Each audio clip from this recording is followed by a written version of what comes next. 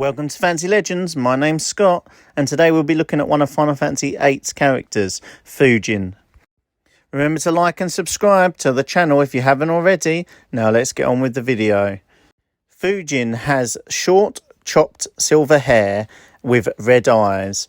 Her left eye is covered by an eye patch, presumably from a previous injury. However, we do not find out about this in the game. She wears all blue clothing with a metal paladin across her left shoulder. Interestingly, her protege Fujin also wears one on his mirroring shoulder on the right side. Fujin comes across as very stoic and disciplined.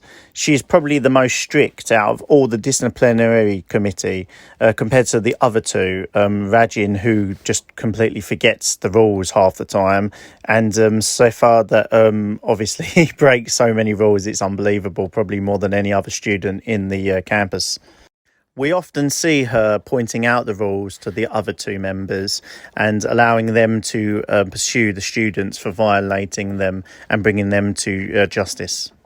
Unfortunately, however, in Final Fantasy VIII, normally the disciplinary committee is not really used for justice. It was more used for, personal vendettas, things like that, as the disciplinary committee weren't very unbiased in the game. Another thing we get to see about Fujin and her personality is her actual devotion to her two friends, as she goes out of her way to help them, even if she doesn't agree with what they're doing at the time, and in some cases even gets frustrated by their behaviour.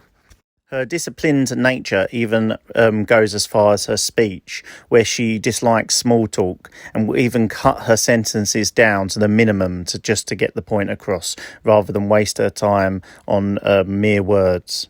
This led to the iconic one-word sentences and exclamations that she does in the game, with the game representing them all in capitals in the text boxes. However, we do see her talk more and more in later parts of the game. This is probably because she's either more used to the party, or maybe because she's growing as a person, realising sometimes you need to open up a bit. Her most interesting arc to me is that even though she is so strict to the rules and part of the disciplinary committee, when Sepha decides to leave Garden and work for the sorceress, she follows him. This is probably due to that even though she cares about the rules, she really cares more about her friends than anything else and puts them above anything.